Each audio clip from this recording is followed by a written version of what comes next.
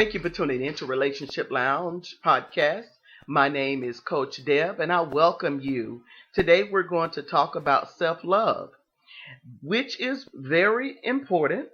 You know, the experts, they say the two concepts, love and forgiveness, go together. So we're going to touch on that a little bit. Seeing that this is Domestic Violence Month, I think it's very important that we talk about self-love and talk about forgiveness. My guest on last week, we talked about forgiveness. It was the Forgiveness family with Hassan Niblet, also Debbie Niblet, and their son Isaiah. And it was an amazing time because they expounded on forgiveness and the importance of forgiveness. I have a guest that's going to be coming through on Thursday live that's going to talk about love. Love travels. How you treat people, it's very important. It reflects how you feel about yourself. The two concepts, love and forgiveness. Let's just talk about that for a moment. Love and forgiveness are very different, though they may be related on some levels. Love has been subject of countless poems, songs, essays, novels, etc. And it means many different things to different people. Defined, of course, as a feeling of warm, personal attachment or deep affection as for a parent, child, or friend, or even sexual passion or desire. Of course, the term is used freely within society with regard not only to human beings and animals, but also toward activities such as football, vacationing, etc., and even food, ice cream, chocolate, etc. It is a central concept to the human experience. It is also defined in terms of philosophy, psychology, and religion. It would be very difficult to explain love to a hypothetical person who had not himself or herself experienced love or been loved. In fact, to such a person, love would appear to be quite strange, if not outright irrational behavior. Now, in the terms of psychology, love is seen as a healthy behavior.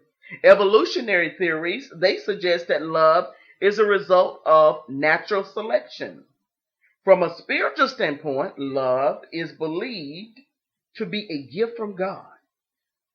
Other schools of thought suggest that love is an unexplainable mystery, very much like a mystical experience. For instance, a little bit of Shakespeare. Love is not love, which alters when it alteration finds, or bends with the removal to remove, or no. It is an ever fixed mark that looks on tempest and is never shaken. That's Shakespeare in Sonnet 116. Love is a positive feeling someone feels for a person or thing. It generally provides one with a positive sense of well-being, though it can cause enormous difficulties as well. It is generally something that is wished for within human society. Now, forgiveness, on the other hand, is something one offers to excuse perceived negative behavior. Forgiveness is typically defined as the process of concluding resentment, indignation, or anger as a result of perceived offense, difference, or mistake, or ceasing to demand punishment or restitution. However, while it may be offered through a sense of love, it does not necessarily have to be connected with love at all. It can be offered as a sign of goodwill from one who may have been harmed or offended, to show that there is no lingering resentment, regret, or dissatisfaction. One may forgive out of love, but it is not necessary that love be present in offering forgiveness, some might say. My opinion, of course, is I feel that Self-love equals loving others. So love and forgiveness, in my opinion, definitely goes hand in hand. You may feel differently, just like the experts, but I believe this is something that you come to realize yourself. Self-love is the greatest medicine. You see how important it is? Self-love is the greatest medicine because it sets the tone to love others when you love yourself. And there are ingredients, there's a formula to self-love. You should give yourself the same care and attention that you give to others and watch yourself blossom. Sometimes the guilt and the lack of loving yourself will cause you to treat other people better than you treat yourself. And I think that's because of a hidden place where you desire to be, like you wish you were, and you just treat other people the way you desire to be treated. Now, of course, there are some that don't know how to treat other people because that is a reflection of the hate that they feel for themselves. It's very important that you understand someone loving you does not rescue you from loving yourself. You must love yourself.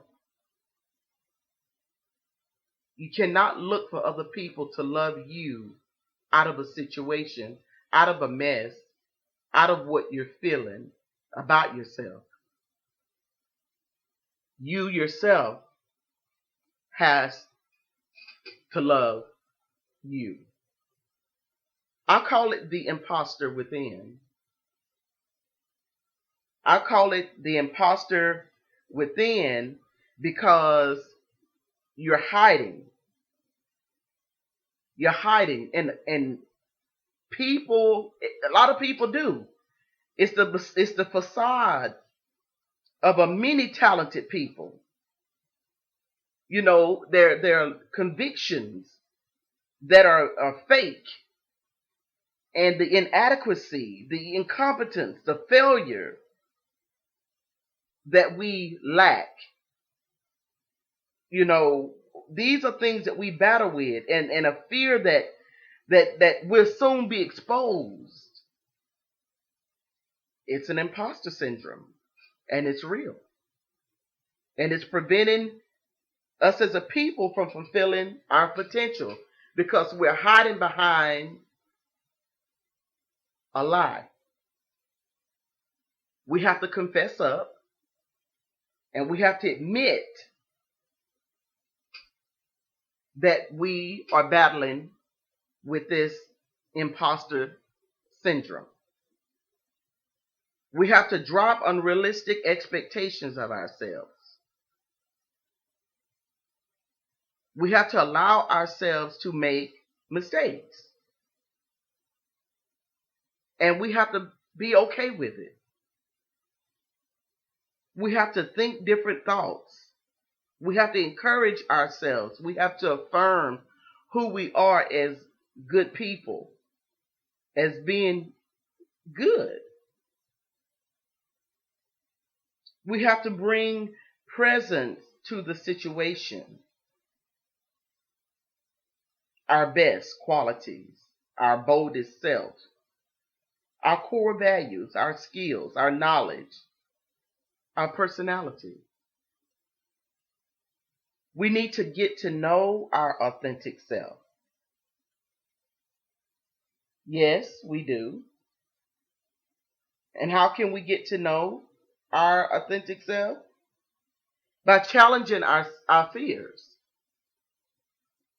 A lot of stuff we desire to do, but we are afraid to do, but it's within us to do it.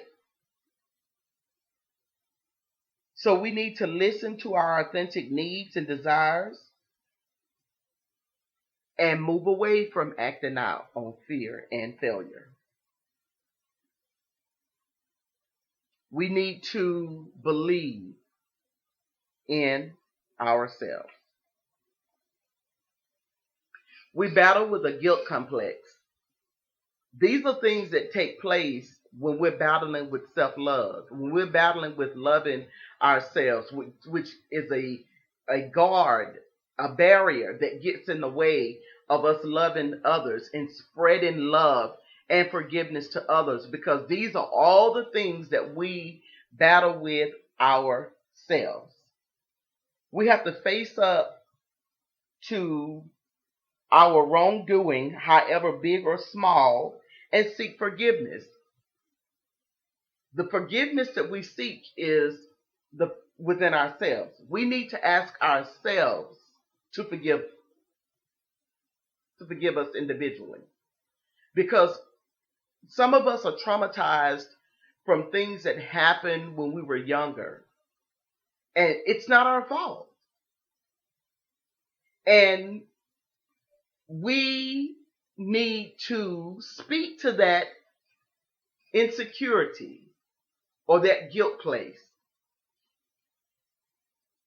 and ask for forgiveness that we went through that thing. This is very important, because when you're in a vulnerable place, when you don't have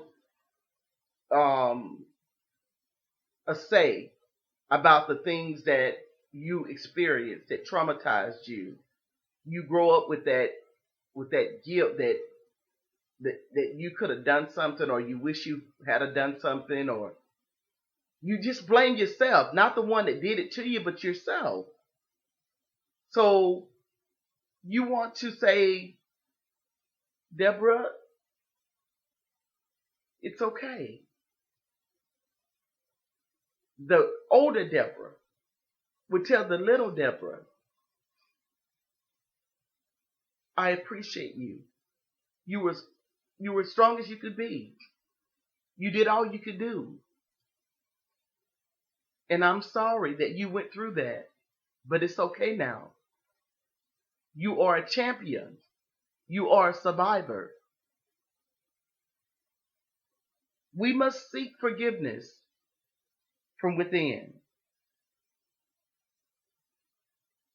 The important thing is,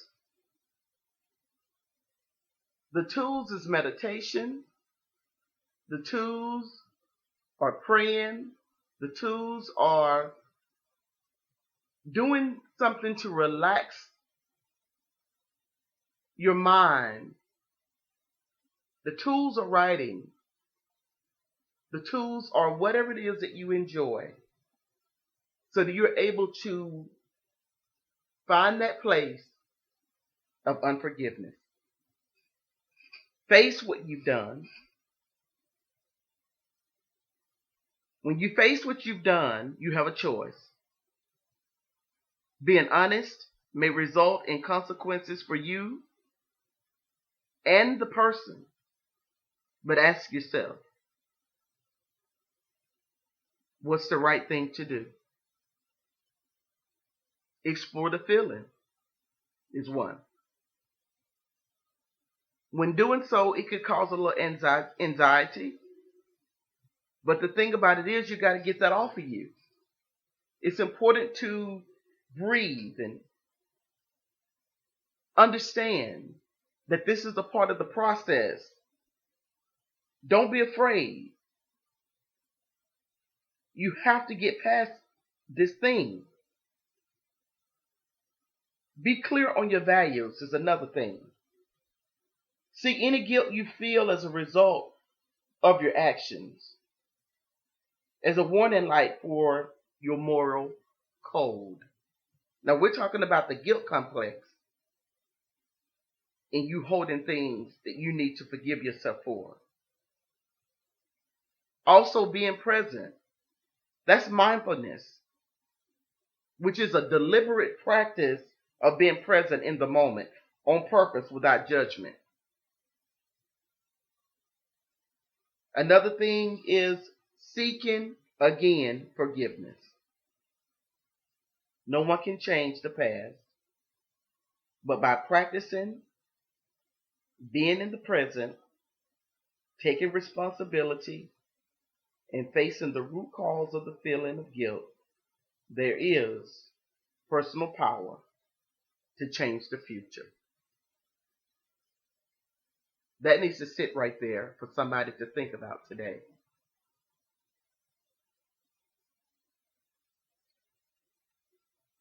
If you have any questions, you need someone to talk to.